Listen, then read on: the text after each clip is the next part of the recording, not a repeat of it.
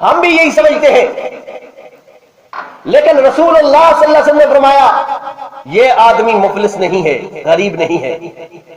بلکہ غریب آدمی وہ ہے، مفلس آدمی وہ ہے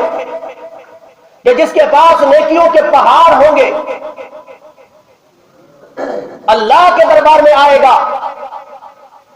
اور ساتھ ایک لائن بھی ہوگی، کوئی کہے گا میرا حق کھایا ہے، کوئی کہے گا میرے ساتھ ظلم کیا ہے،